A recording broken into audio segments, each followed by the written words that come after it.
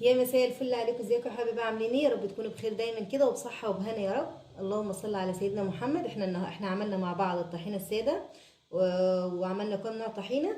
فاني بجرب كده، فاروح جايبه مكون كده هيعجبكم خالص، اللي هي معلقه الدقيق. يبقى اروح جايبه ب 10 جنيه طحينه، حاجه بسيطه كده. واروح جايبه بالظبط معلقه اهي، معلقه ايه اللي هو الطحين او الدقيق. وهروح مقلبه كده، شايفين؟ بتدي لها قوام جميل خالص، وبتدي لها طعم خالص مية مية.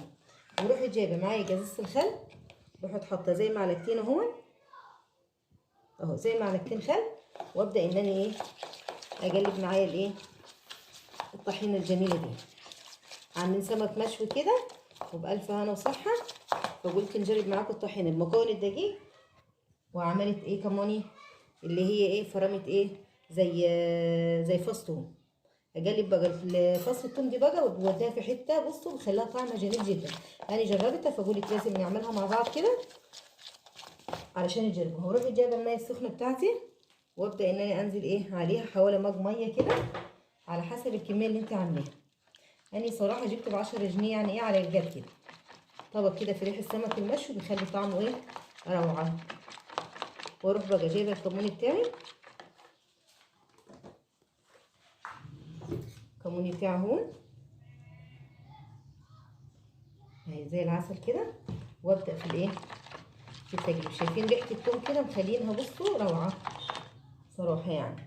واروح نازله بشويه ميه سخنه تكون فايره عشان تديك القوام الايه المظبوط، ومش مش تعمل تكتلات يعني. الميه سخنه لكده، شايفين ما شاء الله زي العسل بتلف معايا زي العسل اهي اهي. نستمر في التجريب كده لحد ما تفك وتبقى ايه زي ما احنا ايه عايزينها وزي ما احنا بنعملها على طول. جربوها بفص الثوم كده وحبه اللهم صل على النبي، حبه الدقيق دي معلقه الدقيق دي صراحه شكلها وطعمها هيعجبكم خالص. يبقى خلاص بعد ما القوام معانا بصوا شايفين تجلي ازاي، بصوا كريم وجميل ازاي، مش في اي تكتلات ولا في اي حاجه. عشان ايه قعدت ايه يعتبر ايه بالمضرب اللي هو السلك او بمعلقه، واقعد ايه اضرب فيها كده. روحي جايبه معايا الطبقين دول، الكميه دي ب 10 جنيه. شايفين القوام اهو. دي بقى فص الثوم معلقه الدقيق، صراحه روعه روعه روعه. شايفين اهي ما شاء الله زي العسل، اللهم بارك زي العسل. الف هنا وصحه. شويت سمك في الفرن عندي، فقلت اجرب معاكم الطحينه بالثوم والدقيق دي. يا رب تعجبكم كده وتنول اعجابكم. معاكم اهو وبألف هنا وصحه.